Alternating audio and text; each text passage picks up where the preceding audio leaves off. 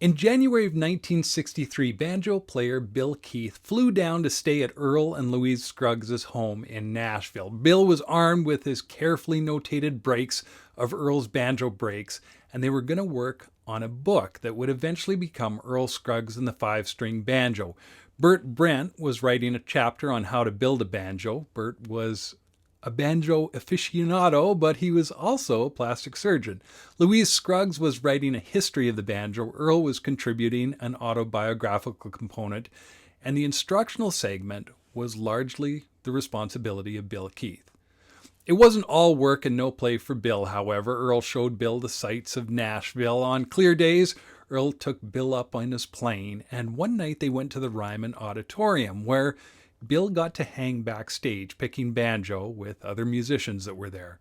Well, fiddle player Kenny Baker happened to walk by and heard Keith playing and was impressed. Instantly got Bill Monroe, and the two sat and listened to Bill Keith's playing, and at the end of the night, Kenny Baker approached Bill and offered him a position with the Bluegrass Boys.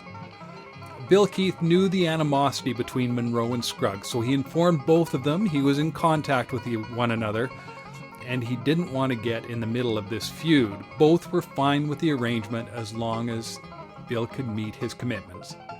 Now, as I mentioned in an earlier video, Bill Keith and Del McCoury auditioned for Bill Monroe on the same night for the position of banjo player. Monroe liked Keith's banjo playing more, and Monroe found out that Del not only sang, but also played guitar. So Del switched over to guitar and vocals, and Bill Keith officially became Brad Keith, taking his middle name, as there would not be another Bill on stage with Monroe. And Monroe loved this new style of Brad's banjo playing. Not only was it melody driven, something Monroe was a stickler for, it also set his band apart from Lester Flatt, and particularly Earl Scruggs.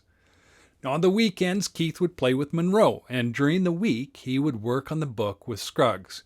Keith came up with the short, repeatable phrases to help establish muscle memory for the right hand, and even came up with the names: forward roll, backward roll, reverse roll, and alternating thumb.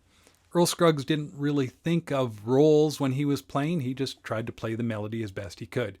Additionally, Bill helped with the instructional recording that was to accompany the book. Earl couldn't read the tablature, so Bill Keith would play the section or roll, and Earl would repeat it on his banjo, and they would record that. Earl and Louise decided to publish the book privately, and publishing and recording were expensive. Bill was told it would take a while to recoup all the expenses, but once that occurred, he would start to receive a share of the profits. Bill and Earl shook hands to seal the deal, and Bill got one of the first copies of the book. Earl signed the inside cover. The Air Force assigned Bill Keith to a unit in Nashville, and regular military meetings started to interfere with the busy schedule of being a Bluegrass boy. So before the end of 1963, Brad Keith became Bill Keith again and no longer was a Bluegrass boy.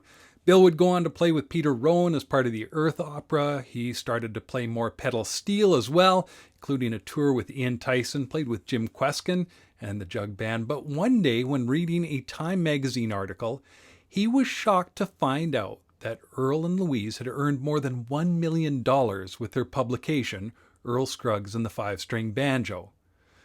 Bill Keith decided to confront Earl and Louise at their home in Nashville, and after some pleasantries, Bill asked about the profits from the book. According to Bill, Louise told Bill he should have signed a contract. Bill said that him and Earl had a verbal agreement, and Louise disagreed.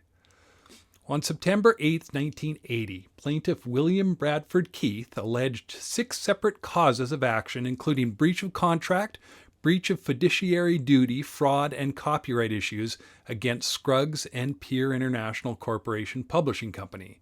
On February 25, 1981, the Southern District of New York found the grievance to not fall under federal jurisdiction. The case was dismissed, but without prejudice to the plaintiff's right to institute appropriate proceedings in the more appropriate state court.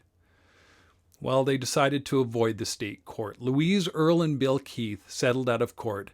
Future copies of Earl Scruggs and the Five-String Banjo were heavily modified, and beside Earl's signature and Bill Keith's original copy was the federal court stamp where it had been entered as evidence. Bill Keith and Earl Scruggs would never talk together again.